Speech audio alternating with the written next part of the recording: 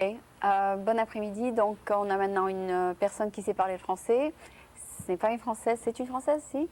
Non, je suis anglaise. Donc, c'est une Anglaise qui parle parfaitement bien le français et elle s'appelle Karen Hyder. On prononce le mot du milieu, Dawn Hyder, c'est ça? Généralement. Ah, d'accord, d'accord. C'est pas le middle name. Ah non. D'accord. Ça fait partie de votre nom de famille? Ah non, pardon, oui, c'est le middle name. C'est votre Voilà. middle name, donc c'est pas la Voilà. peine de le dire, c'est un ça. autre prénom. D'accord, donc c'est une personne qui parle très bien le français et elle est ici à San Francisco, elle m'a appelée, donc on va voir ensemble ce qu'elle fait ici. Karen, bienvenue au programme franco-américain. Merci. Merci aussi d'avoir remplacé la guest qui n'est pas venue. Mais enfin, vous avez l'air d'une personne intéressante parce que de toute façon, on s'est déjà parlé pendant à peu près 2 heures et je me suis dit c'est une personne qui aime bien parler, donc autant vous interviewer. D'accord. Donc, vous avez passé combien de temps à Paris finalement? 19 ans, en vérité, oui. Ah bon, donc vous avez Oui. passé autant de temps à Paris qu'en Angleterre. Ah oui. D'ailleurs, je me sens peut-être plus française qu'anglaise. Mais si vous êtes resté si longtemps à Paris, est-ce que vous avez donc gardé votre nationalité américaine, plutôt britannique, ou bien vous avez changé? Non, j'ai gardé ma nationalité anglaise. D'accord, et donc vous êtes venu en France pour quelle raison? Parce que vous aimez la France? Ah, c'est toujours compliqué. Bon, C'était une histoire d'amour c'est peut-être, non? une histoire d'amour, souvent, c'est une histoire d'amour. Oui, en vérité. C'était oui, une histoire, j'étais avec un garçon en ce temps-là. Un Donc jeune homme, je suis un plutôt. jeune homme, voilà. Et Oui. puis, voilà, je suis allée à Paris. Et donc, j'ai fait mes études là-bas. Et voilà. Et vous êtes devenu initialement, quoi? c'était pour 1 an, 2 ans, et finalement, Vous êtes ça s'est resté? prolongé comme ça. Oui, qu'est-ce que vous avez fait à Paris? Vous avez travaillé à Paris? Au début, bon, je faisais les études. Comme tout le monde, oui, tous les jeunes gens. Voilà, et puis j'étais aussi au pair pendant un temps. J'ai travaillé dans un bureau, j'ai fait des petits travaux comme ça. Et après mes études, je commençais à enseigner l'anglais. Et après, on m'a proposé un contrat avec le département de langue avec Air France. Et donc, je travaillais pour eux, j'enseignais l'anglais, voilà. Ok, donc vous avez travaillé quand même pas mal de temps pour eux, donc Pendant 10 ans, à peu près. tout Voilà. en étant britannique, ils vous ont gardé pendant 10 ans. Ah oui, parce que maintenant, avec le marché commun, il n'y a pas de problème. Je veux dire, vraiment, on peut travailler n'importe où. Mais justement, c'est-à-dire vous travaillez en France en tant que britannique, et donc votre visa peut être prolongé tant de temps. Mais on n'a pas besoin d'un visa. Ah bon? Ah non, pas du tout.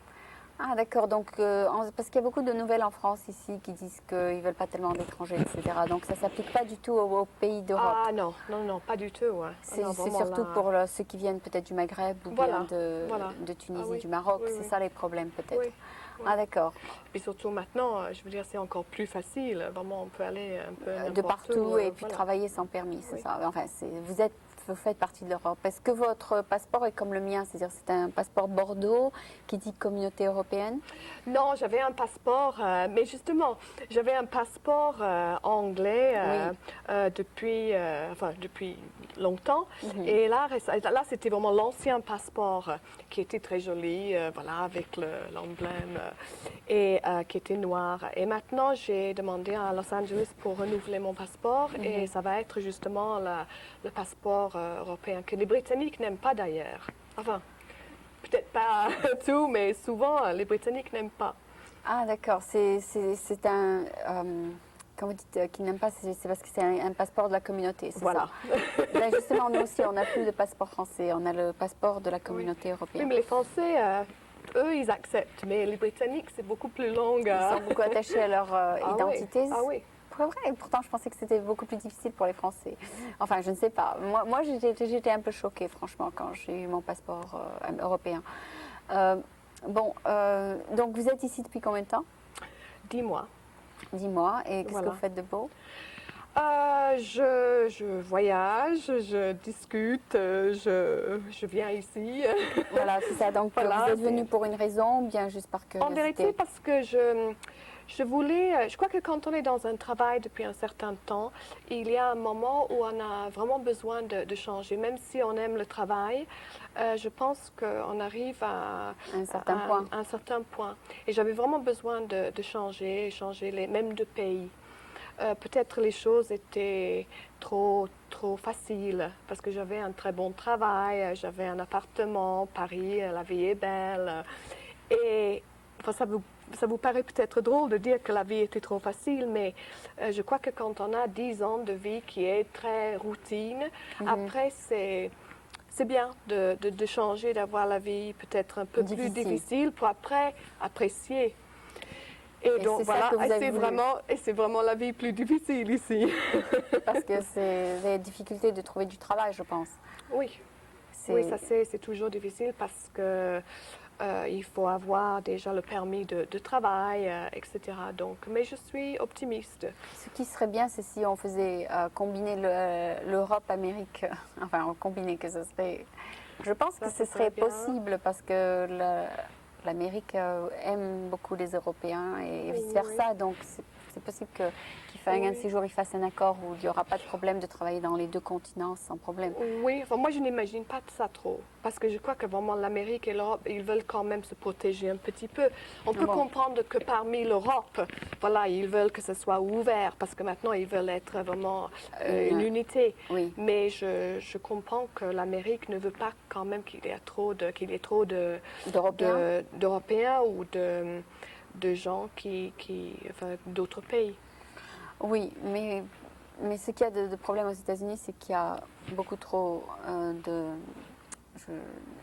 d'immigrants, disons, du Mexique et d'Asie, etc., et pas assez d'immigrants d'Europe. Donc, je pense qu'il devrait peut-être faciliter un peu plus pour les Européens comme vous, parce que vous avez autant de mal à rester que des immigrants d'autres pays. Oui, mais je pense que même ce serait peut-être un problème pour l'Amérique. Je comprends ce que vous venez de dire, mais je pense que ce serait même un problème pour l'Amérique parce que même si c'est peut-être un mythe, l'Amérique pour les Européens représente le rêve. Voilà, on peut tout faire. C'est très l'Amérique. Je ne sais pas, l'Amérique c'est quelque chose de très mythique. Donc tout le monde veut venir ici, veulent venir ici, et je crois que vraiment en ce moment-là, l'Europe serait déserte. Ah, donc il y aura trop d'Européens qui viendraient? Je ne sais pas, je dis ça comme ça, mais bon. C'est possible. C'est possible, voilà. Voilà, d'accord, je vois ce que vous voulez dire. Ce sera trop facile pour venir et donc tout le monde partirait peut-être. Beaucoup de gens partiraient. Oui, oui. Et donc c'est assez dangereux pour l'Europe. La recherche de l'argent, enfin je ne sais pas, tout ce que l'Amérique paraît pour les Européens, qui n'est peut-être pas vrai. C'est pas vrai, oui, c'est vraiment pas vrai. Je peux vous assurer de ça parce qu'il n'y a aucune loi sociale ici. Oui, dans un autre sens, ici c'est le contraire. Je veux dire, c'est beaucoup plus dur. C'est vraiment, c'est comme peut-être un enfer, un tiers-monde ici, où il y a vraiment les extrêmes. Exactement, parce que ici, si vous avez des enfants, alors attention, c'est pas du tout l'aide sociale qu'ils auraient en Europe du point de vue médical, etc. Donc il vaut mieux être ça paraît en vraiment Europe. très archaïque. Oui, ici c'est vraiment arriéré du point de vue aide sociale.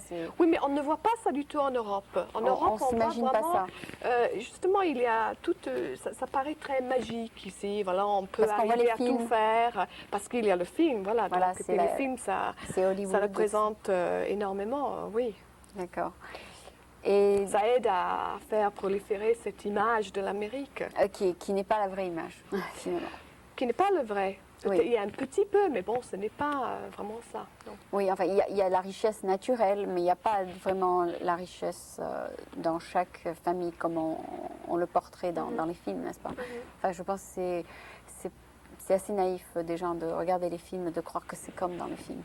Parce que dans les films, on vous montre les Rolls-Royce et les beaux jardins, et on ne vous montre jamais la vraie mais je crois qu'il y a eu Amérique. quelques films français qui ont montré un petit peu l'autre côté, comme, je ne sais pas, il y avait un film avec Sophie Marceau, je ne sais pas, quelque chose qui ont comme dépicté, ça. bien sûr.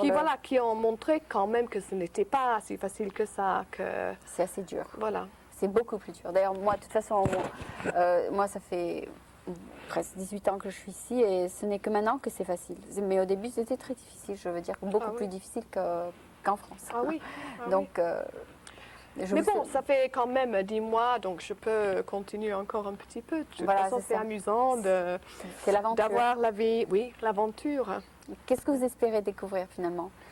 Vous espérez découvrir peut-être un bon job? Qu'est-ce que vous espérez trouver ici? Je ne sais pas, c'est juste, d'abord c'est d'être dans un pays où on parle anglais, peut-être, parce qu'après la France... De toute façon, ça vous l'avez déjà vu en Bretagne? Oui, mais j'avais envie vraiment d'un autre pays. D'accord. Et donc, je ne sais pas, je crois que j'aime beaucoup les Américains, ils ont un esprit assez ouvert, donc pendant un temps, c'est toujours... amusant d'aller dans un autre pays et puis de voir avoir un autre mode de vie. De toute façon, si jamais ça ne colle pas, vous pouvez toujours retourner en France, n'est-ce pas? Oui, voilà. Au moins, j'ai ce qu'on a dit en anglais, options. Voilà, c'est ça. C'est beau d'avoir options. Et vous avez des bonnes références, et vous avez mais vous pouvez toujours trouver du travail à Paris. Et de toute façon, puisque j'ai toujours, je ne suis jamais restée longtemps dans un pays, enfin 10 ans, mais voilà, donc maintenant, 3e étape, l'Amérique. Voilà, bon, comme ça vous pourrez dire, voilà, j'ai fait l'Amérique. Voilà. Si je peux l'avoir. Peut-être je vais rester ici, on ne sait jamais, voilà, c'est ça, c'est un peu comme moi. D'accord, vous avez mentionné très brièvement que vous avez travaillé pour Air France, vous pouvez peut-être nous décrire ça très rapidement, je ne sais pas ce que vous avez fait là-bas. Mais voilà, donc je crois que j'ai dit que j'ai travaillé dans le département de langue. Oui, alors vous enseignez le français? France. Et non, j'enseignais l'anglais. Oui, au français, pour les hôtesses et les pilotes. D'accord. Et je faisais aussi des cours de la communication. Et donc vous donnez des cours normaux comme dans les écoles, n'est-ce pas? Oui, mais toujours un petit peu qui était axé un peu pour l'anglais qui était spécifique à leurs besoins. C'est-à-dire, bon, pour les hôtesses, pour les annonces de cabine, essayer de perfectionner les mots, le vocabulaire, la prononciation, parce que des fois, quand on est dans un avion et puis on entend l'hôtesse ou l'hôtesse parler, ce n'est pas toujours très clair. Bien sûr. Donc, c'était de travailler sur la prononciation, la grammaire, bien sûr. Donc, pas juste des cours comme ça, mais vraiment des cours très spécifiques à leur travail. Vous auriez pu être hôtesse vous-même, parce que vous étiez bilingue, n'est-ce pas?